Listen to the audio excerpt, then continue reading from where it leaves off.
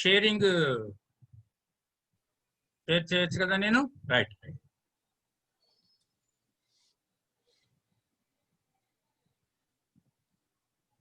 Okay, కనబడుతుంది కదా మీకు స్క్రీన్? విజిబుల్ అండి. Okay, right.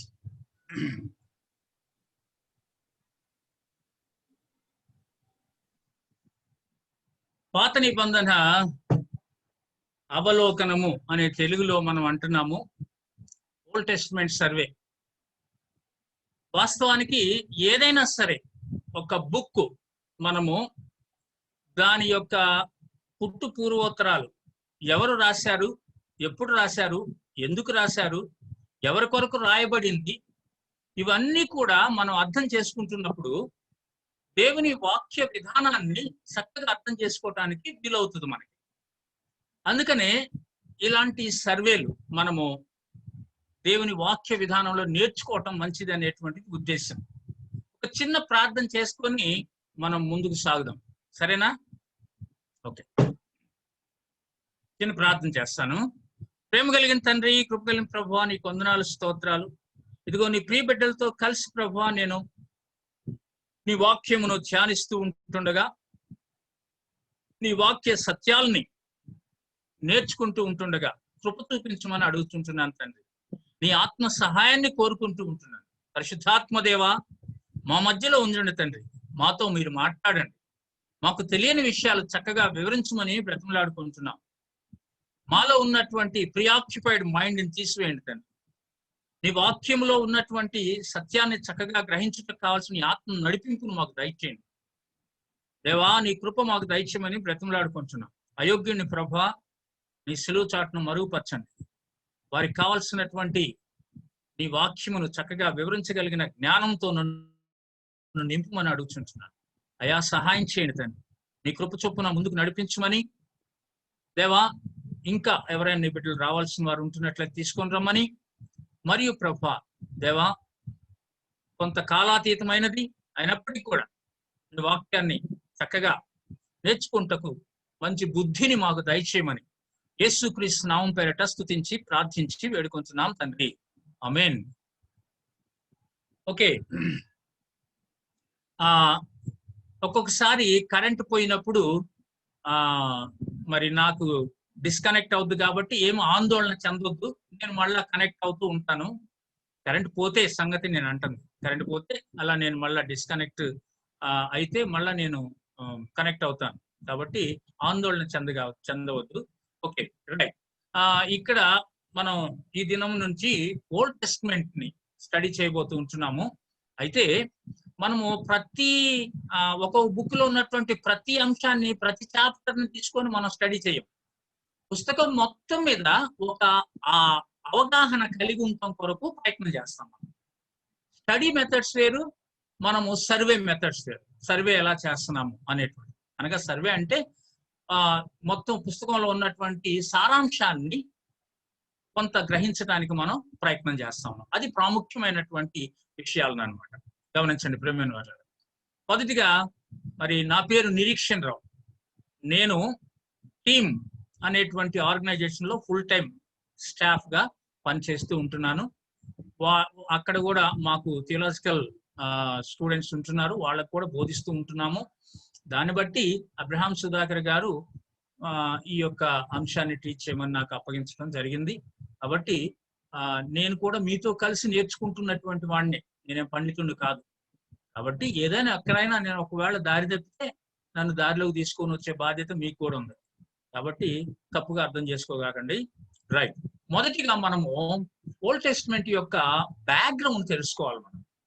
మనకి పాత నిబంధన గ్రంథము మన చేతిలోనికి రావటానికి ఏ ఏ ప్రక్రియల ద్వారా బయటకు వచ్చింది, అది మనం ఏ విధంగా మన చేతిలోనికి తీసుకొని వచ్చాం, లేదా మన యొక్క భాషలోనికి ఏ విధంగా వచ్చింది, ఇలాంటివన్నీ మనం తెలుసుకోవాల్సినటువంటి అవసరత ఉంటుందన్నమాట.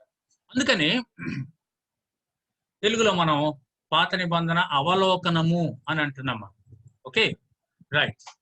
మొదటిగా మనం చూస్తున్నటువంటిది హీబ్రూ స్క్రిప్చర్స్, అనగా హెబ్రీ లేఖనాలు, హెబ్రీలో రాయబడినటువంటి లేఖనాలు. ఆ మాటకు వస్తే పాత నిబంధన అంతా కూడా మనకి హెబ్రీ భాషలోను అరామీ భాషలోను రాయబడింది. హెబ్రీ భాషలోను అరామీ భాషలోను కొన్ని గ్రంథాలు అరామీ భాషలో రాయబడి ఉంటాయి, కొన్ని గ్రంథాలు హెబ్రీ భాషలోనే రాయబడినాయి అన్నమాట. కాబట్టి దీన్ని మనం హెబ్రీ లేఖనాలను గురించి మనం చూస్తున్నప్పుడు తనక్ అనేటువంటి పదాన్ని ఇక్కడ మనం చూస్తాం. అనగా హీబ్రూలో ఉన్నటువంటి ఈ యొక్క అక్షరాలని మనం చూసినట్లయితే TNKH, ఈ అక్షరాలకి మధ్యలో ఏలు చేర్చారు, వొవెల్స్ చేర్చారు అన్నమాట. అనగా హీబ్రూని మనం చదివేటప్పుడు వొవెల్స్ ఉండవు. ఇంగ్లీష్ లో మనం తీసుకున్నప్పుడు, ఇంగ్లీష్ లో దానికి ట్రాన్స్లేట్ చేసినప్పుడు వొవెల్స్ ఉండవు. వొవెల్స్ లేకుండా అవి కేవలము అచ్చులు అంటే వొవెల్స్ అంటున్నాము, హల్లులతో ఉంటాయి అన్నమాట, కాన్సోనెంట్స్ అంటాం. అయితే తనక్ అనే పదం ఇక్కడ ఏలు చేర్చాం కాబట్టి దానికి అలా ప్రొనౌన్షియేట్ చేస్తున్నాం. అందుకనే టీ అంటే అర్థం ఏంటంటే తోరా అని అర్థం అనమాట. తోరా అంటే ఏంటి హీబ్రూలో? పెంటాట్యూక్ అంటాం దీన్ని. పెంటాట్యూక్ అంటే మొదటి 5 గ్రంథాలు, హీబ్రూలో ఉన్నటువంటి మొదటి 5 గ్రంథాలని మనము తోరా అని పిలుస్తున్నాం అన్నమాట. గమనించండి ప్రియమైనటువంటి వాళ్ళ. తర్వాత మనం చూస్తున్నట్లయితే 5 books, తర్వాత వచ్చేటువంటి 5 books అన్నమాట. అక్కడ ఎన్ దేనికి సూచనగా ఉన్నది అని అంటే నెబిమ్ అనేటువంటి దానికి సూచనగా ఉంది. అంటే ప్రాఫిట్స్ ని నెబీమ్ అని అంటున్నాం, ప్రాఫిటికల్ బుక్స్ ని నెబీమ్ అని అంటున్నాం అనమాట. గమనించండి. తర్వాత ఏమేమి ఉన్నాయి అక్కడ ప్రాఫిటికల్ బుక్స్, ఆ 5 పుస్తకాలు ఏంటి అనేది మనం చూస్తున్నప్పుడు Joshua, Judges, Samuel, Kings, Isaiah, Jeremiah, Ezekiel, తర్వాత మనం 12 మైనర్ ప్రాఫిట్స్ చూస్తాం. 5 books అంటే పైన మనం ఏది ఆది కాండం నుంచి తీసుకున్నటువంటి తోరా గ్రంథాల గురించి ఆ 5 books అని చెప్పబడుతుంది. తర్వాత మనం చూస్తున్నటువంటి ప్రొఫెటికల్ బుక్స్ మనం చూసినట్లయితే ఇవన్నీ కూడా ప్రొఫెటికల్ బుక్స్ గా హీబ్రూలో చూస్తాం మనం తర్వాత వీటిని చరిత్ర పుస్తకాలుగా తెలుగులో మనం చూస్తుంటాం. కానీ ఇక్కడ మనం చూస్తున్నది హీబ్రూలో ఉన్నటువంటి ప్రొఫెటికల్ బుక్స్ అన్నమాట. గమనించండి. ఆ తర్వాత కెతువిమ్ అని అంటున్నాం, అంటే రైటింగ్స్ అని అంటే పద్య భాగం అన్నమాట. పద్య భాగంలో ఉన్నటువంటి పుస్తకాలు, ఇవన్నీ కూడా పద్య భాగంలో ఉన్నటువంటి పుస్తకాలుగా చూస్తున్నాం మనం. గమనించండి. క్రానికల్స్ కూడా అనగా దినవృత్తాంతాలను కూడా పద్య భాగంలో పెట్టారు వాళ్ళు ఎవరు హీబ్రూలో చూస్తున్నటువంటి సమయంలో అన్నమాట. గమనించండి. ఆ తర్వాత ఇక్కడ మనం చూసినట్లయితే రూతు, తర్వాత ప్రసంగి, ఈ ఎస్తేరు, డానియలు, నెహమ్యా, ఇవి కూడా దినవృత్తాంతాలు, ఇవన్నీ కూడా కెతువిమ్లో చూస్తాం మనం. రైట్. మీరు రాసుకుంటున్నారు అని అనుకుంటున్నాను నేను. ఒకవేళ మీరు ఇంగ్లీష్ లో ఉన్నాయి, ఒకవేళ తర్వాత అన్ని తెలుగులో నేను మీకు చెప్తూ ఉంటున్నాను, కాబట్టి మీరు తెలుగులో రాసుకోండి దయచేసి. ఎవరైనా ఇంగ్లీష్ అని అంటే తర్వాత చెప్పండి నాకు, నేను కొన్ని విషయాలన్నీ కూడా తెలుగులోనే తీసుకొస్తాను. గమనించండి. రైట్. ఇక్కడ మనం మొదట చూసాం మనం తోరా, పెంటాట్యూక్, ఈ 5 books ఏంటి, వీటి గురించినటువంటి వివరణ ఏంటి అనేది చూస్తున్నప్పుడు మనకి ఇక్కడ which reveals foundational truths about God's plan for creation and humanity. దేవుడు మనకి ప్రాథమికంగా ఏమి నేర్పించాడు అనగా ఏమి తెలియజేయాలనుకుంటున్నాడు, గాడ్ ప్లాన్ ఏంటి, అసలు దేవుని యొక్క ప్రణాళిక ఏంటి, ఇదంతా కూడా మొదటి 5 పుస్తకాల్లో మనకి బయలుపరచబడి ఉంటున్నట్లు చూస్తున్నాం. God made everything and humans in particular to be in a special relationship with him. దేవుడు అన్ని కూడా మంచిగానే ఉన్నట్టు చూశాడు సృజించినప్పుడు. అయితే ఈ యొక్క మానవుల్ని ప్రత్యేకంగా మంచివారిగానే సృజించాడు. దేవుని వాక్యంలో చూస్తున్నాం ఇలాంటి మాటలు కూడా మనం. To be in a special relationship with him. ఎందుకు అని అంటే ఆయనతో మంచి సంబంధం కలిగి ఉంటానికి అన్నమాట. ఆయనతో ఒక ప్రత్యేకమైనటువంటి సంబంధం కలిగి ఉండటానికి మానవుడు ఆ విధంగా సృజింపబడినట్టు చూస్తున్నాం. Human sin disrupts our relationship with God. మనం చేసిన పాపాన్ని బట్టి, మానవుడు చేసినటువంటి పాపాన్ని బట్టి రిలేషన్షిప్ తెగిపోయింది అనమాట. But God continues to reach out and teach us how to live in union with him and with each other. గమనించండి ప్రియమైన వాళ్ళ. అనగా దేవుడు అట్లా వదిలిపెట్టేసేలా మనల్ని, ఆయన సహవాసానికి దూరమైనటువంటి మానవుణ్ణి మరలా తిరిగి సహవాసంలోనికి తీసుకొని రావటం కొరకు అనేకమైనటువంటి ప్రయత్నాలన్నీ కూడా చేసినట్టు మనం చూస్తాం. దాంట్లో ఈ యొక్క 5 గ్రంథాలు మనకి ఆయన ఏ విధమైనటువంటి ప్రణాళికను కలిగి ఉన్నాడు అనేది తెలియజేసేది మనం చూస్తున్నాం అన్నమాట. తర్వాత ప్రవక్తల గ్రంథాలు చూస్తాం. ఇది హీబ్రూలో ఉన్నటువంటి విషయం అనేది మర్చిపోవద్దు నేను చెప్తున్నటువంటిది. ప్రవక్తల గ్రంథాలు అంటే ఇప్పుడు మనం తెలుగు బైబిల్లో చూస్తున్నట్టు ప్రవక్తల గ్రంథాలు వేరు కదండి, మరి మీరు వీటిని కూడా కలిపేశారు అనగాకండి. అనగా హీబ్రూ గ్రంథంలో ఏమున్నాయి అనేది చూస్తున్నాం మనం. యెహోషువ, న్యాయాధిపతులు, మొదటి సామ్యలు, రెండవ సామ్యలు, మొదటి రాజులు, రెండవ రాజులు, యెషయా, ఇర్మియా, ఎజ్కియేలు, తర్వాత వస్తున్నటువంటి 12 మంది మైనర్ ప్రాఫిట్స్ అంటే చిన్న ప్రవక్తలు అంటుంటాము. The second section is the historical books. కానీ దీంట్లో మనము ప్రొఫెటికల్ బుక్స్ అని చూపిస్తా ఉన్నాం. These books are not unbased by history, but instead are written to emphasize God's action in history. గమనించండి, దేవుడు ఏ విధంగా మానవ చరిత్రలోనికి వచ్చి తన యొక్క కార్యక్రమాలు చేశాడనేటువంటిది ఈ పుస్తకాలన్నింటిలో చక్కగా మనకి వివరించబడుతుంది అన్నమాట. The historical books are not books of pure history, but instead emphasize God's actions in history of the Jewish people. మనం అనుకోవచ్చు అన్నమాట, అయ్యా ఈ యొక్క బుక్స్ అన్ని కూడా చరిత్ర పుస్తకాలు కదా అని. కానీ చరిత్ర పుస్తకాలుగా కనిపిస్తే కానీ దేవుడు మానవ జీవితంలోనికి ఏ విధంగా చొరవ చేసుకొని వచ్చాడు అనేటువంటిది ఈ చరిత్ర ద్వారా మనకు అర్థమవుతా ఉంటాయి. అంతేకాదు యూదుల యొక్క చరిత్రలోనికి దేవుడు ఎలా వచ్చాడు అనేటువంటిది మనం అర్థం చేసుకుంటూ ఉంటాం. After Joshua led the Israelites into land of Canaan, God raised up spirit filled leaders called judges who help to lead the Israels. గమనించండి, తర్వాత యెహోషువ తర్వాత మనం గమనించి చూస్తూ ఉంటున్నట్లయితే వాళ్ళు కానాను దేశంలోనికి ప్రవేశిస్తూ ఉంటున్నట్లు యెహోషువ కాలంలో చూస్తాం మనం. అవన్నీ కూడా యెహోషువ గ్రంథంలో చదువుతున్నప్పుడు అన్ని పంచి పెడతాడు ఆయన. అయితే ఆ తర్వాత మనం చూస్తున్నప్పుడు వీళ్ళు ఏ కానాను దేశంలోనికి వెళ్ళిపోయిన తరువాత వాళ్ళని నడిపించేటువంటి నాయకుడు లేనప్పుడు మళ్ళా వాళ్ళ జీవితము బహుభయంకరమైన జీవితంగా మారిపోయి ఉంటున్నప్పుడు అంటే ఆత్మబడినటువంటి కొంతమంది న్యాయాధిపతులను తీసుకొని వచ్చినట్టు మనం చూస్తాం, వాళ్ళని నడిపించటం కోసం. ఆ తర్వాత సమూయేలును చూస్తాం మనం. ఇజ్రాయేలీట్స్ కి ఆయన ఒక న్యాయాధిపతిగాను, ఒక ప్రవక్తగాను, ఒక యాజకునిగా కూడా చూస్తాం మనం. ఆ తర్వాత ఆయన సౌలును రాజుగా తీసుకొని రావటం, ఆ తర్వాత దావీదును రాజుగా చేయటం, ఆ తర్వాత సొలొమోన్ను కూడా రాజుగా చేయటం అనేటువంటి చూస్తాం. David united all the Israelites together and Solomon built the temple in Jerusalem.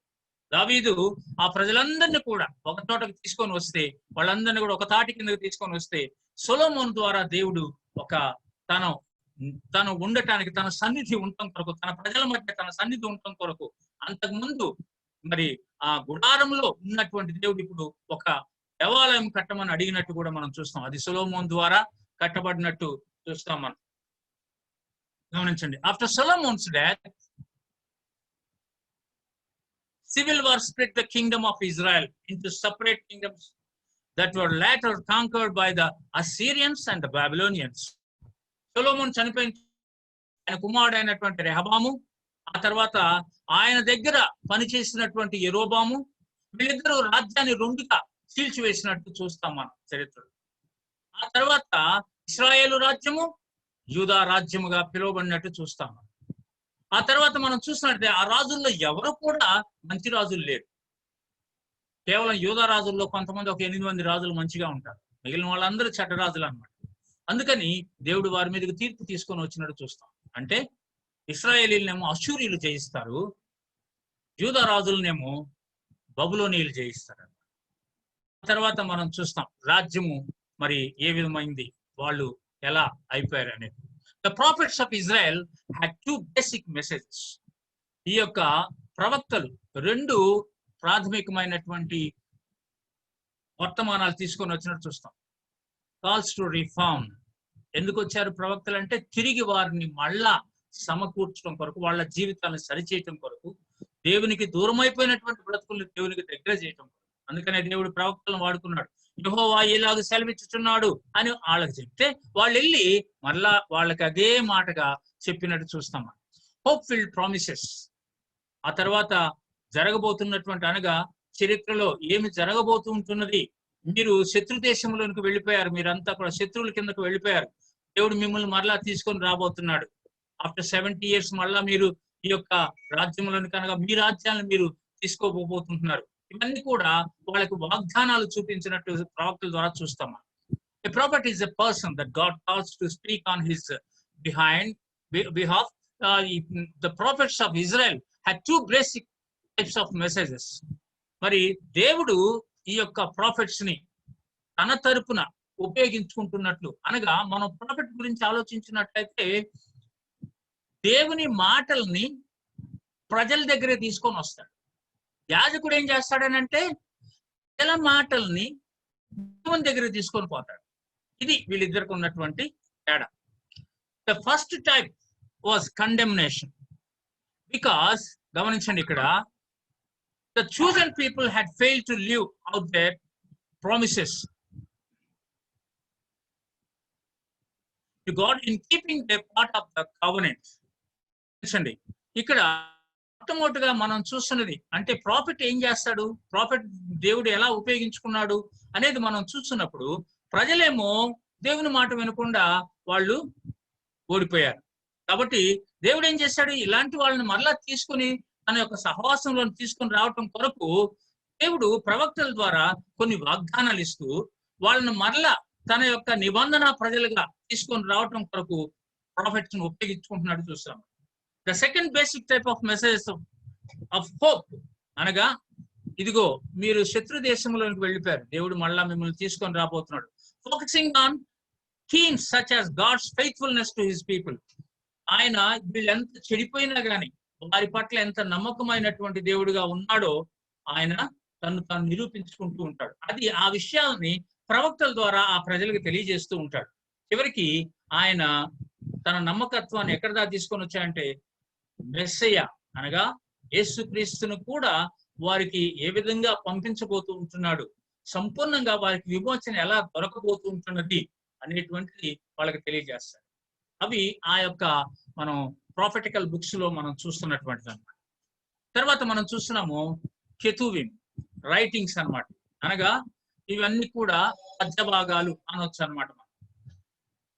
The third section is the wisdom and poetry books which use Hebrew poetry to teach how to live a good and Holi life. గమనించండి, ఇక్కడ దేవుని కొరకు ఏ విధంగా మంచి జీవితము, పరిశుద్ధ జీవితము ఎలా జీవించాలి అనేటువంటిది ఈ యొక్క పొయిటికల్ బుక్స్ లో, ఈ పద్య రూపంలో ఉన్నటువంటి పుస్తకాల్లో చక్కగా రాయబడినట్టు చూస్తాం మనం. అందుకనే సామెతల గ్రంథము, కీర్తనల గ్రంథము, ప్రసంగి గ్రంథము ఇవన్నీ కూడా జ్ఞాన యుక్తమైనటువంటి గ్రంథాలుగా కనిపిస్తూ ఉంటాయి మనకి. గమనించండి, the wisdom and poetry books provide teachings about how to be a wise person, that is a person who lives a good and Holi life. ఇవన్నీ కూడా మనకి తెలియజేసేది మంచి జీవితం, పరిశుద్ధ జీవితం గురించే తెలియజేస్తుంది. కాబట్టి ఎలా మనం పొంది అనేటువంటి దానికి మనకి 2-3 అంశాలు చెప్పి నేను ముందుకు వెళ్ళిపోతాను. పాత నిబంధన మనం ఎలా పొందాము అని అంటే 1000 సంవత్సరాల కాల చరిత్ర ఈ పాత నిబంధన 39 పుస్తకాల్లో మనం చూస్తాం. అనగా ఇప్పుడు మన చేతిలో ఉన్నటువంటి 39 పుస్తకాల యొక్క చరిత్ర ఏంటంటే 1000 సంవత్సరాల చరిత్ర అన్నమాట. 30 మంది రచయితలు రాశారు పాత నిబంధన 39 పుస్తకాలను 30 మంది రచయితలు రాశారు. 39 పుస్తకాలు ప్రథమంగా హీబ్రూ ఉన్నది, తర్వాత అరామీ భాషలో రాయబడ్డాయి. ఇందాక కూడా చెప్పాను. ప్రథమ వ్రాత ప్రతులు మనకి ఈ దినాల్లో లేకపోవచ్చు. హెబ్రీ శాస్త్రులు అసలు ప్రతులను చేత్తో రాసి మరొక తరానికి దాన్ని మనకి అందజేశారన్నమాట. అనగా హెబ్రీ వంశంలో ఉంటున్నటువంటి, మనం ఇప్పుడు కూడా న్యూ టెస్ట్మెంట్ లో చదువుతాం, శాస్త్రులు అనే పదాన్ని చూస్తూ ఉంటాం. ఆ శాస్త్రులు ఎవరు అంటే, ఇదివరకు ప్రింటింగ్ ప్రెస్లు అవన్నీ లేవు కదా, కాబట్టి వాళ్ళు ఏం చేసేవాళ్ళు అంటే మొదట రాసినటువంటి ఆ రచయితల అవన్నీ తీసుకొని వీళ్ళు మళ్ళీ కాపీ చేస్తారు, వాటిని చూసి కాపీ చేస్తూ ఉంటారు అన్నమాట. అందుకనే వాళ్ళని శాస్త్రులు అన్నారు తెలుగులో, ఇంగ్లీష్ లో స్క్రైబ్స్ అంటారు. స్క్రైబ్స్ అంటే అర్థం ఏంటంటే వేరే వాళ్ళు చెప్పినటువంటి విషయాన్ని చెప్పినట్టే రాసేవాడిని స్క్రైబ్ అంటారు అనమాట. అది మృత సముద్రం దగ్గర మనకి కొన్ని చుట్టలు అనగా ఆ యొక్క గ్రంథపు చుట్టలు దొరికినాయి, చాలా గ్రంథాలు చుట్టలు దొరికినాయి అనమాట. అది ఆ కుమ్రాన్ అనేటువంటి కేవ్స్ దగ్గర దొరికినాయి అనమాట. దాంట్లో ఉన్నటువంటి ఆ గ్రంథ చుట్టలు తర్వాత ఇప్పుడు ఉన్నటువంటి ట్రాన్స్లేటెడ్ బైబిల్ చూస్తున్నట్లయితే అవన్నీ కూడా అలాగే నిజంగానే ఇవి ట్రాన్స్లేట్ చేయబడ్డా కానీ దానికి దీనికి ఏ విధమైనటువంటి తేడా లేకుండా ఉన్నవి. ఇక్కడ మనం చూస్తున్నట్లయితే డెడ్ సీ స్క్రోల్స్, అదే ఇందాక నేను లాస్ట్ పాయింట్ లో చెప్పింది అనమాట. డెడ్ సీ స్క్రోల్స్ చూస్తాం, అనగా మృత సముద్రము దగ్గర దొరికినటువంటి ఆ గ్రంథపు చుట్టలు అనమాట. స్క్రోల్ అంటే గ్రంథపు చుట్టలు ఇక్కడ మనం చూస్తున్నాము. అయితే ఎక్కడ దొరికినవి? ఇది డెడ్ సీ అన్నమాట. ఈ డెడ్ సీ అనేటువంటి పదం ఎందుకు వచ్చింది దీనికి అనేది మనం ఆలోచించినప్పుడు ఇక్కడ అన్ని కూడా ఇన్లెట్స్ ఉంటాయి దీనికి, అనగా ఈ ప్రాంతాలన్నిటి నుంచి కూడా లోపలికి వస్తుంది వాటర్, కానీ బయటకు వెళ్ళదు వాటర్. అందుకని ఇది స్టాగ్నేటెడ్ వాటర్ అన్నమాట. కాబట్టి ఇక్కడ ఇది మృత సముద్రముగా పిలువబడింది. గమనించండి, దీంట్లో ఉంటున్నటువంటి ఇప్పుడు చాలా మంది శాస్త్రవేత్తలు ఈ ప్రాంతాన్ని అంతటిని కూడా పరిశీలిస్తా ఉన్నారు, చాలా కాలం నుంచి పరిశీలిస్తున్నారు శాస్త్రవేత్తలు. అయితే ఇక్కడ ఉన్నటువంటి ఈ మట్టి ఇది చాలా మంచిది అని అంటారు. అందుకనే చాలా మంది వెళ్ళి ఈ సముద్రపు ఒడ్డున వెళ్ళి ఈ మట్టిలో ఈ బురద పూసుకొని కూర్చుంటారనమాట. ఇప్పుడు జరుగుతున్నటువంటి విషయం నేను మాట్లాడుతా ఉన్నాను. కానీ ఆ దినాల్లో ఇది ఇక్కడ ఏ యొక్క జీవి కూడా నివసించేది కాదు, చేపలు కానీ ఏవి కూడా. అందుకని డెడ్ సీ అన్నారు దీన్ని. గమనించండి, ఇప్పుడైతే ఇక్కడ చాలా మంచి మినరల్స్ ఉన్నటువంటి ఫర్టైల్ ల్యాండ్ గా ఉన్నట్టు మనం ఇప్పుడు చరిత్ర చెప్తూ ఉంటుంది అనమాట. అందుకని ఇక్కడ మనం చూస్తున్నట్లయితే ఈ స్క్రోల్స్ ఎక్కడ దొరికినాయి? ఇదిగోండి, ఇక్కడ కుమ్రాన్ అనేటువంటి ఈ ప్రాంతం అన్నమాట. ఈ చుట్టూ అంతా కూడా ఇసుక తిన్నెలు ఉంటాయి, అనగా ఈ కొండ ప్రాంతాల్లాగే ఉంటాయి అన్నమాట. అవి కూడా ఈ యొక్క ప్రాంతంలో, ఈ కుమ్రాన్ అనేటువంటి ఈ ప్రాంతంలో కేవ్స్ ఉన్నాయి అన్నమాట, అనగా వాటిని ఏమంటాం లోపల సొరంగాల్లాగా ఉంటాయి అన్నమాట, కేవ్స్, గుహలు. ఆ గుహల్లో దొరికినాయి అన్నమాట. ఎలా దొరికినవి అనేది మనం చూడొచ్చు. ఇదిగో ఇక్కడ మీరు చూసినట్లయితే ఈ డెడ్ సీ ప్రాంతంలో ఉంటున్నటువంటి కొంత ఈ ప్రాంతాన్ని మీరు చూడొచ్చు. ఇట్లా రంధ్రాలు కనిపిస్తా ఉంటాయి అక్కడక్కడ.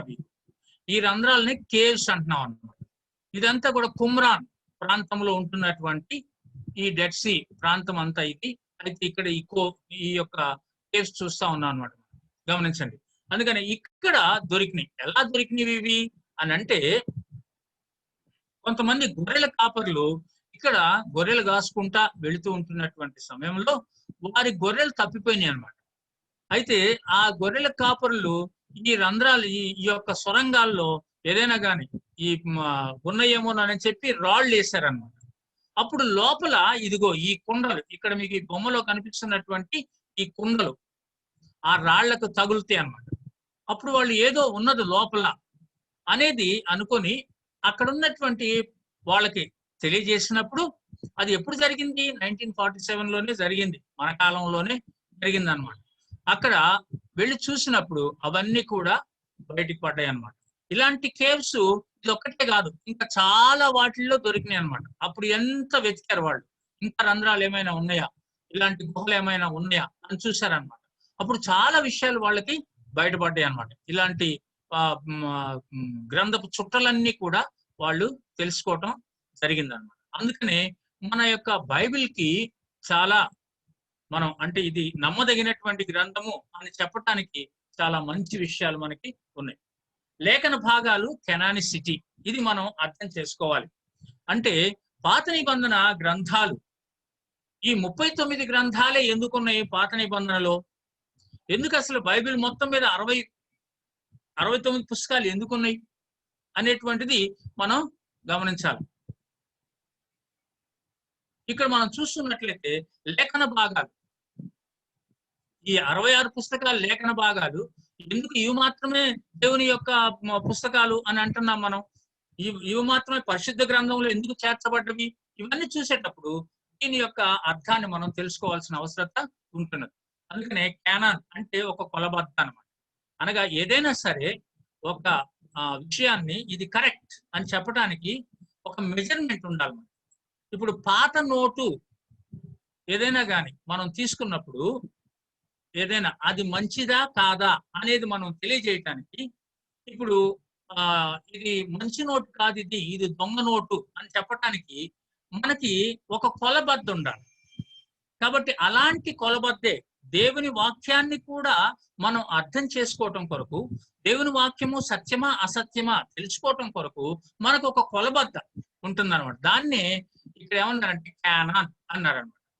ఈ బైబిల్లోని 66 పుస్తకాలని కొన్ని ప్రత్యేకమైనటువంటి ప్రమాణాల ఆధారంగా ఇది దైవ ప్రేరితమైనటువంటి గ్రంథాలని, ఇది లోపరహితమైనటువంటి గ్రంథాలని, మన ప్రవర్తన మన విశ్వాసంపై అధికారము కలిగినటువంటి గ్రంథాలని బైబిల్ పండితులు మనకి ధృవీకరించినట్టు మనం చూస్తున్నాం.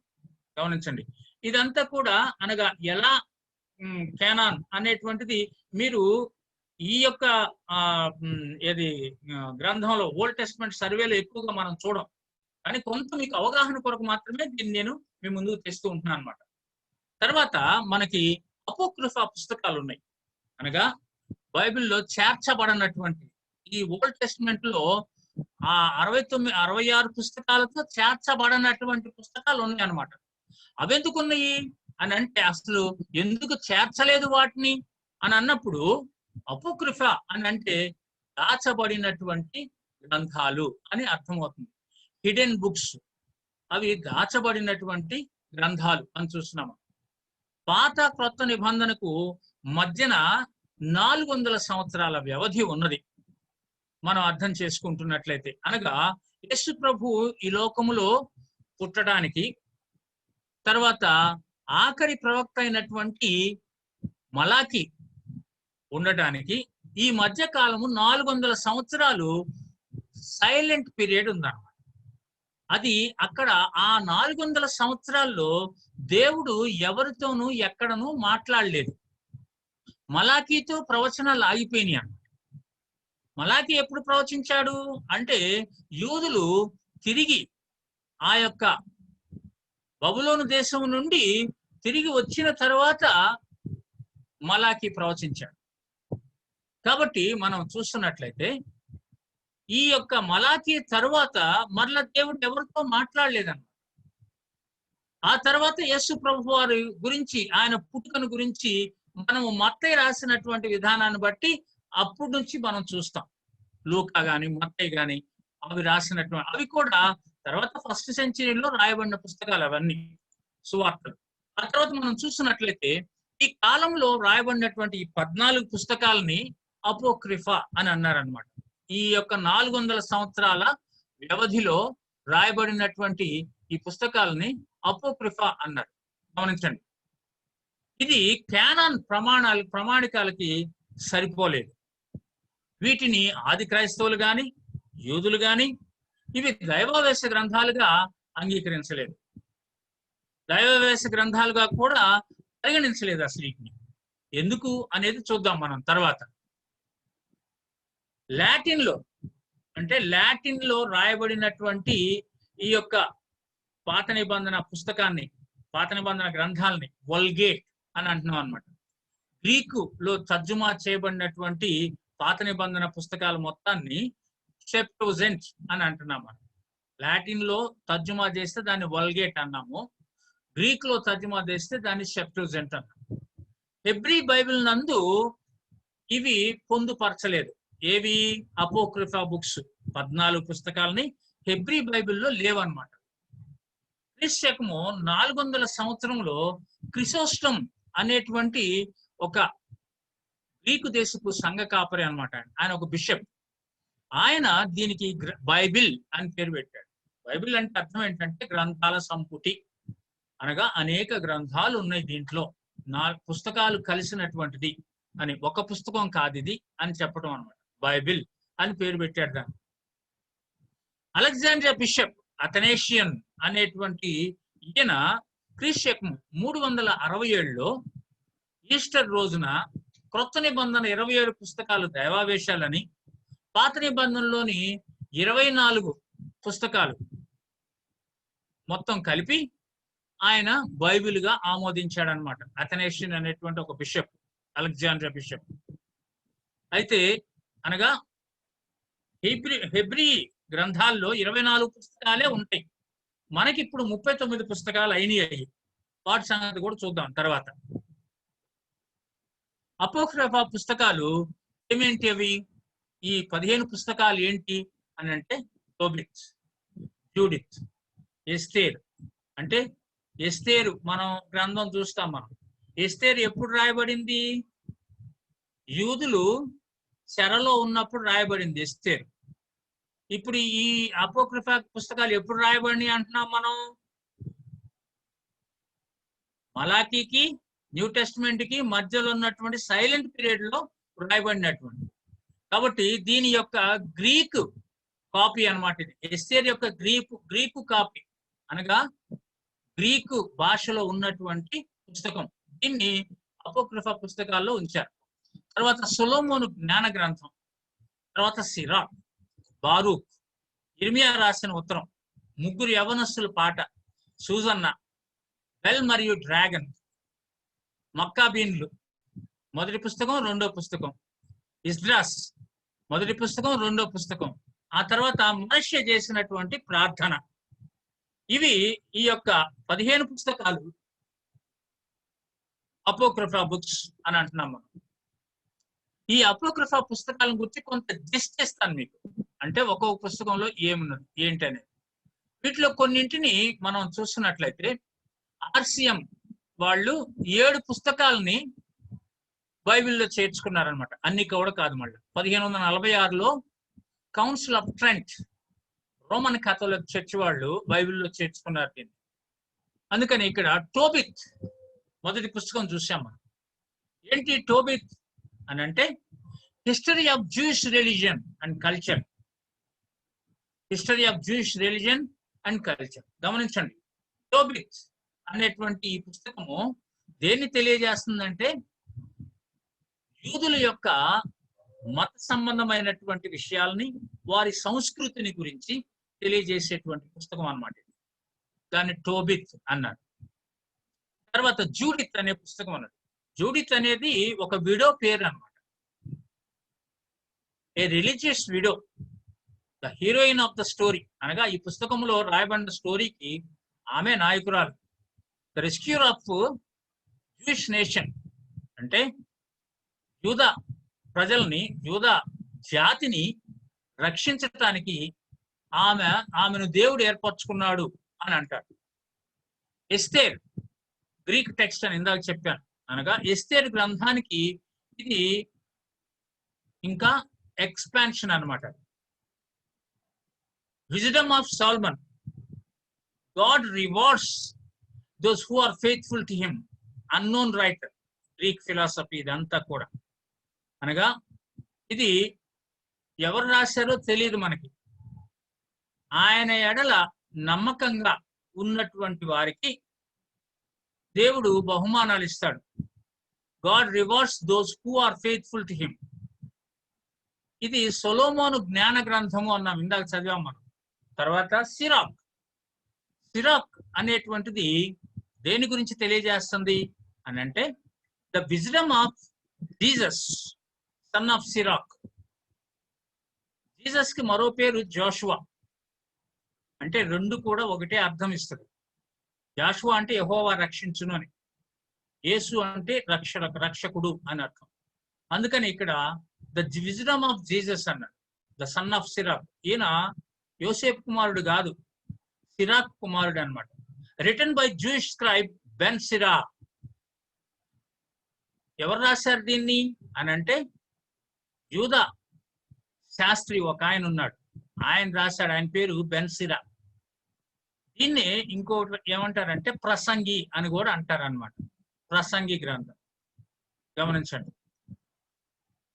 తర్వాత బారూక్ అనేటువంటి గ్రంథాన్ని చూస్తున్నాము. ఏ హెల్పర్ టు జెర్మియా. మనకు తెలుసు ఈ పదం వింటంతోనే జెర్మియాకి సహాయకుడుగా ఉంటున్నటువంటి బారూక్ గుర్తొస్తాడు. ఆయనే ఈయన. అనగా ఇర్మియా ప్రవచనాలు చెప్తూ ఉంటున్నప్పుడు రాజుగారు ఇర్మియాని తన యొక్క రాజ్యం అంటే తన ముందుకు రానివ్వడు అనమాట. అలాంటి సమయంలో ఇర్మియా ప్రవచనాలన్నీ కూడా చదవటానికి బారూకును పంపిస్తాడు. అప్పుడు ఆ రాజు కాల్ చేస్తాడు. మళ్ళా ఇర్మియా మళ్ళా రాస్తాడు. మళ్ళా ప్రవచనాలు రాసి అప్పుడు బారూకు అతనికి సహాయకరంగా అవన్నీ రాయటానికి సహాయం చేస్తాడు. A collection of 4 distinct short discourses. ఇవి ఏంటి? ఈ బారూక్ ఏంటంటే 4 విధాలైనటువంటి కథలు అన్నమాట అనేది దాంట్లో చూస్తాం మనం. Letter of Jeremiah, a letter to Jews who are about to be taken into exile. ఇది ఇర్మియా రాసిన ఉత్తరం అన్నమాట. ఎవరికి రాశాడు? యూదులకు రాశాడు అన్నమాట. అంటే తెరలోనికి వెళ్ళబడబోయే యూదుల కొరకు రాశాడు ఆయన. Song of the 3 young men. గమనించండి, ఈ song of the 3 young men, prayer of Azaria and song of 3 young men. Azaria చేసినటువంటి ప్రార్థన, ఆ తర్వాత 3 యవనస్తులు పాడినటువంటి పాట అంటారు. ఈ యవనస్తులు ఎవరో కాదు, దానియేలు గ్రంథంలో కనిపించేటువంటి షడ్రక్ మేషక్ అబేద్నెగోలు అన్నమాట. వాళ్ళ గురించి ఇక్కడ రాస్తాడు. అందుకనే 3 యంగ్ మెన్ అని చెప్తాడు. Susanna, a story added to the book of Daniel. ఈ సూజన్నా అనేటువంటి స్టోరీ దానియేలు గ్రంథానికి కలిపారనమాట. ఆ తర్వాత బెల్ అండ్ ద డ్రాగన్. ఈ బెల్ అండ్ ద డ్రాగన్ బబులోన్ దేశంలో ఉంటున్నటువంటి దేవతల పేర్లు అన్నమాట. 2 stories added to the book of Daniel. దానియేలు గ్రంథానికి ఈ 2 స్టోరీలు కలిపారు. ఈ 2 కథలు ఏంటవి అంటే ఐడల్స్ ఆఫ్ బాబిలోనియన్స్. తర్వాత ఫస్ట్ అండ్ సెకండ్ మెకాబిస్. ఈ యొక్క గ్రంథాలు మనం చూస్తున్నప్పుడు ఈ గ్రంథాలు మనం చూసినప్పుడు మొదటి గ్రంథం ఏం తెలియజేస్తుందంటే, first book describes event in Jewish history. 175వ సంవత్సరం నుంచి 134వ సంవత్సరం వరకు ఉన్నటువంటి చరిత్ర మనకి తెలియజేస్తూ ఉంటుంది. అనగా యూదుల చరిత్ర అన్నమాట. ఎప్పుడు ఇది? క్రీస్తు పూర్వం ఉన్నటువంటి. తర్వాత Maccabees chosen by God to save Israel. ఈ బుక్ ఏం తెలియజేస్తుందంటే, మొదటి పుస్తకం మెకాబిస్ అనేటువంటి ఈ జాతిని ఇజ్రాయెల్ కొరకు, ఇజ్రాయెల్ రక్షించడం కొరకు దేవుడు ఏర్పాటు చేసుకున్నాడు అని అంటాడు. Second book also describes events to Jewish history. మనం గమనించినట్లయితే 2వ పుస్తకం కూడా యూదుల చరిత్రని తెలియజేస్తుంది. అయితే ఎప్పటి నుంచి ఎప్పటి వరకు? 180వ సంవత్సరం నుంచి 161వ సంవత్సరం వరకు అన్నమాట. తర్వాత ఇజ్రాస్ అనేటువంటి గ్రంథాలు ఉన్నాయి 2. మొదటి గ్రంథం, 2వ గ్రంథం. మొదటి పుస్తకం ఏం తెలియజేస్తుంది అని అంటే, 2వ దినవృత్తాంతాల గ్రంథంలో 35-36 అధ్యాయాలు అక్కడ కనిపిస్తాయి. ఎజ్రా, నెహెమ్యా 6-8 అధ్యాయాలు కనిపిస్తాయి అక్కడ. ఆ తర్వాత 3-4 అధ్యాయాలు కనిపిస్తాయి అన్నమాట, ఎజ్రా అండ్ నెహెమ్యా. గమనించండి, ఇక్కడ 3-4 అధ్యాయాలు మరియు 6-8 అధ్యాయాలు. తర్వాత దినవృత్తాంతాలు, 2వ దినవృత్తాంతాల్లో 35-36 అధ్యాయాల్లో ఈ మొదటి పుస్తకంలో చూస్తాం మనం. సెకండ్ బుక్ లో ఏం చూస్తాము అంటే, ప్రైమరీలీ అండ్ అపోకలిప్స్. అపోకలిప్స్ అంటే మనం గమనించేది ఏంటంటే, ఈ దర్శనాలను గూర్చి తెలియజేసే సాహిత్యాన్ని అపోకలిప్సే అని అంటాం అన్నమాట, దర్శనాల సాహిత్యాన్ని. అందుకని ఇక్కడ series of 7 visions and revelations given to Shealtiel. Shealtiel అనేటువంటి ఆయనకి జెరుబ్బాబెల్ కొడుకు. ఆయన షయల్తీయేల్కి వచ్చినటువంటి 7 దర్శనాలను గురించి ఈ యొక్క 2వ పుస్తకం తెలియజేస్తుంది అనమాట. దానికి మనకి ఈ జెరుబ్బాబెల్ గురించి, షయల్తీయేల్ గురించి చదవాలని అంటే ఎజ్రా గ్రంథంలో 3వ అధ్యాయం 2-8 వచనాలు చూడండి. ఆ తర్వాత నెహెమ్యా 12:1 కూడా చూడొచ్చు. By an unknown Jewish author in Hebrew and Aramaic. Hebrew, Aramaic లో రాయబడింది అనమాట ఇజ్రాస్. అది ఆ రచయిత ఎవరో తెలియదు మనకి. గమనించండి. తర్వాత ఇక్కడ మనం చూస్తున్నట్లయితే the prayer of Manasseh. Manasseh చేసినటువంటి ప్రార్థన అన్నమాట. A beautiful short prayer of repentance, a prayer of Manasseh, the wicked king of Judah. యూదా దేశాన్ని పరిపాలించినటువంటి రాజుల్లో మనష్షే చాలా దుర్మార్గమైనటువంటి రాజు అన్నమాట. అతను పశ్చాత్తాపడుతూ చేసినటువంటి ప్రార్థన ఈ యొక్క పుస్తకం అన్నమాట. అందుకని ఇక్కడ రిఫరెన్స్ కూడా ఇచ్చాను, ఆయన ఎక్కడ పశ్చాత్తాపడ్డాడు ఏంటి అనేటువంటిది గమనించండి. ఇవి ఈ 15 పుస్తకాలు మనకి అపోక్రిఫా బుక్స్ గా పిలువబడుతూ ఉంటున్నటువంటివి అనేది చూస్తున్నాం మనం. గమనించండి. నేను తర్వాత విషయంలోనికి వెళ్ళక ముందు మీరు ఒక విషయాన్ని నాకు కన్ఫర్మ్ చేయాలి. మీరు 8 గంటల నుంచి వెయిట్ చేస్తున్నారు అనుకుంటున్నాను నేను. ఎవరైనా నాకు కన్ఫర్మ్ చేయండి, ప్రభుదాస్ గారు కానీ ఎవరైనా. మరి మీరు 9:30 వరకు కూర్చుంటారా? ఒక గంట సేపు అన్నారుగా నన్ను. చెప్పండి. పర్లేదన్నా? పర్లేదు. 9:30 వరకు చూద్దామన్నా. అలాగేనండి. రైట్. థ్యాంక్ యూ అన్న. రైట్. హీబ్రూ ఓల్డ్ టెస్ట్మెంట్ లో ఉన్నటువంటి, ఇందాక దాకా మనం చెప్పుకున్నాం హీబ్రూలో 24 గ్రంథాలే ఉన్నాయని. అవి ఎలా 24 గ్రంథాలు అయినవి అనేది ఇక్కడ చూడండి. మీరు గమనించినట్లయితే హీబ్రూ ఓల్డ్ టెస్ట్మెంట్ లో ఉన్నటువంటి ఈ యొక్క గ్రంథాల పట్టిక నేను ఇక్కడ మీకు ఇస్తున్నాను. మీరు ఒక స్క్రీన్ షాట్ తీసుకోండి, మీకు చక్కగా అర్థమైపోతుంది. గమనించండి.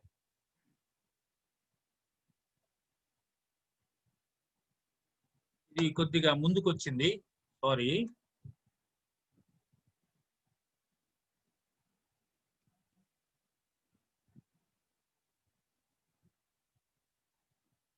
ఇక్కడ ఇది రావట్లేదు, నేను వెనక్కి వస్తాను. రైట్. ఇది ఓకే. ఇది మీకు కనిపించినట్లయితే మీరు ఒకసారి స్క్రీన్ షాట్ తీసుకోండి. ఇక్కడ మొదట మనం చూస్తున్నాం హీబ్రూలో 24 పుస్తకాలు ఏంటి అని అంటే, ధర్మశాస్త్రంగా పిలువబడుతున్నటువంటి మనం తోరాగా చెప్పుకున్నటువంటి 5 పుస్తకాలు, తర్వాత ప్రాఫిట్స్ అనగా ప్రవక్తలు, అదే మనము ఇందాక నెవీం అని చెప్పుకున్నాం, దాన్ని నెబీం అని కూడా అంటారు.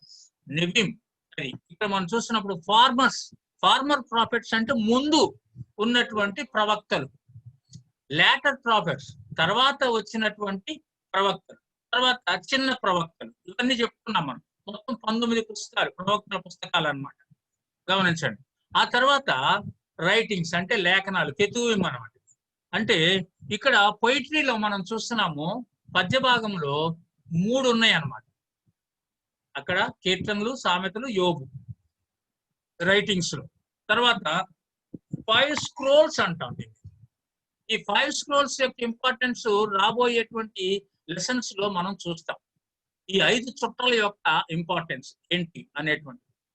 సొలొమోను రాసినటువంటి పరమగీతం, రూత్ గ్రంథం, తర్వాత విలాప వాక్యాలు, తర్వాత ప్రసంగి గ్రంథం, తర్వాత ఎస్తేరు గ్రంథం, ఇవన్నీ కూడా 5 చుట్టలు అంటారన్నమాట.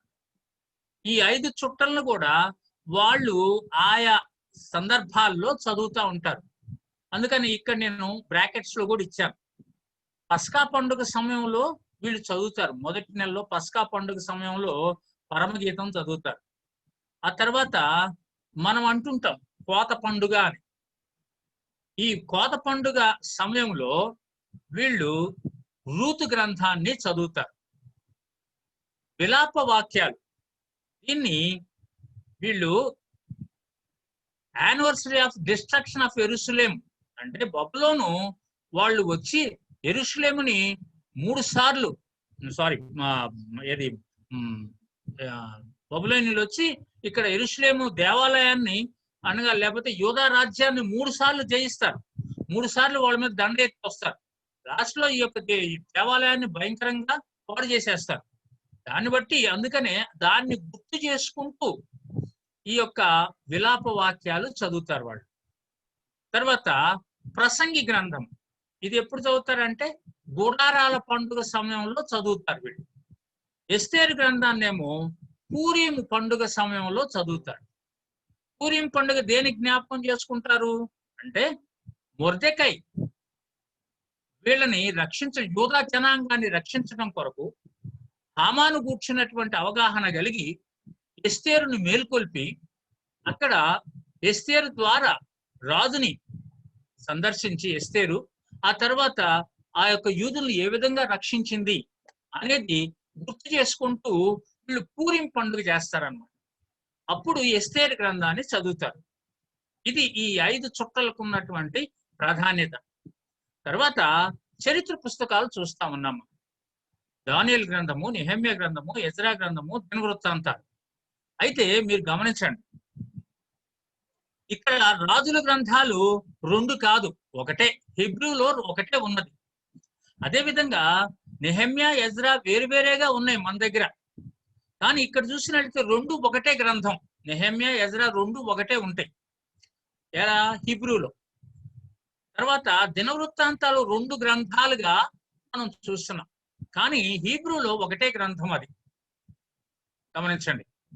ఎందుకు అలా అని అంటే, వీళ్ళు తర్వాత గ్రీక్ లోనికి తర్వాత ట్రాన్స్లేట్ చేసినప్పుడు, తర్వాత ఇంగ్లీష్ లోనికి, తర్వాత వేరే భాషల్లోనికి ట్రాన్స్లేట్ చేయబడుతుంటున్నప్పుడు చాలా చుట్టలు కావాల్సి వచ్చినాయి. అంటే గ్రంథపు చుట్టలు చాలా ఎక్కువైపోతున్నాయి అన్నమాట. అందుకని వాళ్ళు 2 గ్రంథాలుగా విభజించారు దాన్ని. అలాగే ఈ గ్రంథాలు కూడా అన్నమాట. అందుకని దినవృత్తాంతాలు కూడా 2 గ్రంథాలుగా విభజించారు. సమూయేలు గ్రంథాన్ని కూడా 2 గ్రంథాలుగా విభజించారు. మనం చదువుతుంటున్నట్టయితే అవన్నీ అర్థమవుతుంటాయి మనకి. గమనించండి, ఇక్కడ సమూయేలు ఒకటే ఉంటుంది, మనకి రాజులు ఒకటే ఉంటుంది, దినవృత్తాంతాలు ఒకటే ఉంటుంది, ఎజ్రా, నెహెమ్యా 2 కలిపి ఒకటే గ్రంథం హీబ్రూలో. కానీ వాటిని తర్వాత 2 గ్రంథాలుగా విభజించారు. అర్థం చేసుకోండి. రైట్. ఇక్కడ మనం చూస్తే ఇప్పుడు మన చేతిలో ఉంటున్నటువంటి 39 పుస్తకాలు అన్నమాట. అనగా విభజింపబడిన తర్వాత ఉన్నటువంటి పుస్తకాలు. అందుకని ఇక్కడ 17 చరిత్ర పుస్తకాలు చూస్తాం మనం. మొదటి భాగం. ఆ తర్వాత రెండో భాగం ఏంటంటే 5 విజ్డమ్ పుస్తకాలు చూస్తాం మనం, జ్ఞాన గ్రంథాలు. ఆ తర్వాత 17 ప్రవక్తల గ్రంథాలు చూస్తాం అన్నమాట. దాంట్లోని 17 హిస్టరీ పుస్తకాల్లో, చరిత్ర పుస్తకాల్లో 5 ధర్మశాస్త్ర సంబంధమైనటువంటి విషయం చూస్తాము. 12 పుస్తకాలేమో చరిత్ర పుస్తకాలుగా చూస్తాం. మన దగ్గర ఉన్నటువంటి ఇప్పుడు మనం చూస్తున్నటువంటివి గమనించండి. ఇక్కడ ఎందుకు ఇవి తర్వాత ఇక్కడ చుక్కలు ఎందుకు పెట్టాము అని అంటే, ఇవి తర్వాత రాయబడ్డాయి. అంటే ఎప్పుడు రాయబడ్డాయి? ఇవి చెర నుండి వచ్చిన తర్వాత రాయబడ్డాయి ఇవి. గమనించండి. తర్వాత ఇక్కడ 5 విజ్డమ్ పుస్తకాలు ఉన్నాయి, అనగా జ్ఞాన గ్రంథాలు. దాన్నే పద్య గ్రంథాలు అని అంటున్నాం. ఈ యోబు, కీర్తనలు, సామెతలు, ప్రసంగి, పరమగీతం. చూస్తున్నారా? తర్వాత 17 పుస్తకాలు ఇక్కడ ప్రవక్తల గ్రంథాలు చూస్తాం. దాంట్లో మేజర్ ప్రాఫిట్స్ అనగా పెద్ద ప్రవక్తలు అని అన్నాం. అంత మాత్రాన వీళ్ళంతా కూడా తక్కువ అని కాదు మన ఉద్దేశం. ఇక్కడ ఎక్కువ పెద్ద పుస్తకాలు రాశారని పెద్ద ప్రవక్తలు అన్నాం, ఇక్కడ చిన్న పుస్తకాలు రాశారని చిన్న ప్రవక్తలు అన్నాం. కానీ ప్రాధాన్యత ఉన్నది. ఈ ప్రాఫిట్స్ కి ఎంత ప్రాధాన్యత ఉందో ఈ ప్రాఫిట్స్ కూడా అదే ప్రాధాన్యత ఉన్నది. కాబట్టి గమనించండి, 5 పెద్ద ప్రవక్తలు, 12 చిన్న ప్రవక్తలు. ఇక్కడ కూడా మనం చూసినట్లయితే ఈ యొక్క 3 పుస్తకాలు కూడా ఆ తర్వాత అనగా చెర నుండి వచ్చిన తర్వాత రాయబడిన పుస్తకాలు అన్నమాట ఇవి. అందుకనే ఇక్కడ పాయింట్ పెట్టాను. Right, okay.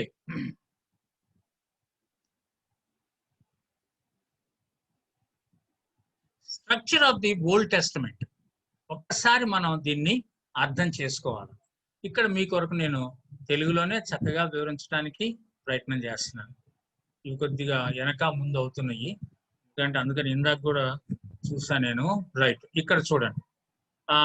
ధర్మశాస్త్రం, మనము ఇప్పుడు ధర్మశాస్త్రంగా పిలువబడుతున్నటువంటి తోరా అన్నమాట. ఇక్కడ మనం చూసినట్లయితే గ్రీక్ లోనేమో దీన్ని పెంటాట్యూక్ అన్నాడు. పెంటా అంటే అర్థం ఏంటంటే 5, మనకు తెలుసు ఈ విషయాలన్నీ. ట్యూక్స్ అంటే బుక్స్ అన్నమాట. ట్యూక్స్ అంటే బుక్స్. తర్వాత టూల్స్, వెసల్స్, దాని అర్థం మనం చూస్తున్నటువంటి. అబ్బు క్లాస్ లో ఉన్నారా? ఒక 10 నిమిషాల తర్వాత చేస్తా. రైట్. తర్వాత లాటిన్ లో దీన్ని పెంటాచికస్ అన్నారు అనమాట, లాటిన్ లో. అందుకని ఇక్కడ మనం చూస్తున్నట్లయితే జస్ట్ ఊరిక ఒక అవగాహన కొరకు మాత్రం ఈ పదాలను మనము పరిచయం చేస్తున్నాం. ఇక్కడ 5 పుస్తకాలు, పద్య పుస్తకాలు చూస్తున్నాం. ఆ తర్వాత 17 ప్రవచన పుస్తకాలు చూసాం. ఇందాక మనం చూసినటువంటిది పెద్ద ప్రవక్తలు, చిన్న ప్రవక్తలు. ఆ తర్వాత చరిత్ర పుస్తకాలు చూస్తున్నాం. మొత్తము మనకి ఇక్కడ 4 భాగాలుగా చూస్తున్నాం అన్నమాట. ఇప్పుడు మన దగ్గర ఉన్నటువంటి 39 పుస్తకాలని ఇలా 4 భాగాలుగా చేశాం మనం. ప్రవక్తల పుస్తకాలు, చరిత్ర పుస్తకాలు, పద్య భాగము, ధర్మశాస్త్రము అనేటువంటిది. కాబట్టి హీబ్రూ బైబిల్ కి ఇప్పుడు మన చేతిలో ఉన్నటువంటి బైబిల్ కి తేడా ఉన్నది అనేది మనం గమనించండి. బైబిల్ తర్జుమా ఎలా జరిగింది అనేటువంటి దానికి కొంత అవగాహన కొరకు ఇది మనకి. మొదటి తర్జుమా అలెగ్జాండ్రులోని హెబ్రీ మాట్లాడనటువంటి, గ్రీకు మాట్లాడేటువంటి యూదుల కొరకు చేయబడింది.